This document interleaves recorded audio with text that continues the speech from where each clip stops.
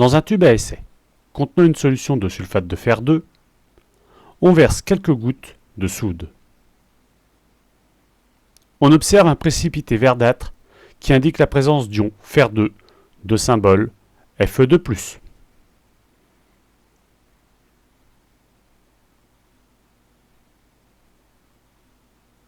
Dans un tube à essai contenant une solution de chlorure de fer 3, on verse quelques gouttes de soude.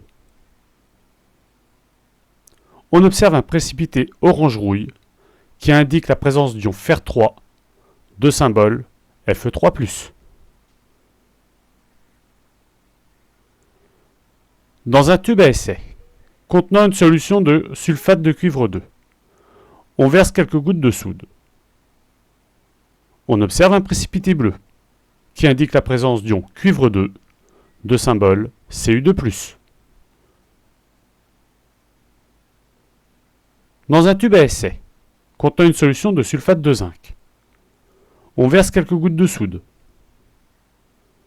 On observe un précipité blanc qui indique la présence d'ion zinc de symbole Zn2+.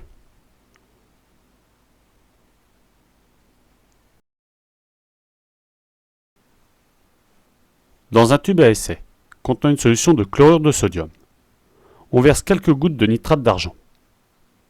On observe un précipité blanc.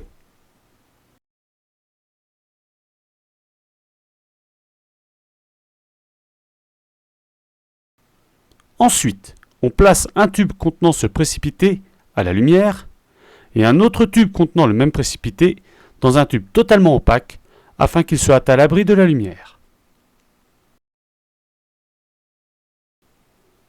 On constate que le précipité à l'abri de la lumière reste blanc, alors que celui placé à la lumière devient noir. On en déduit que les ions chlorure de symbole Cl- donnent, en présence de nitrate d'argent, un précipité blanc qui noircit à la lumière.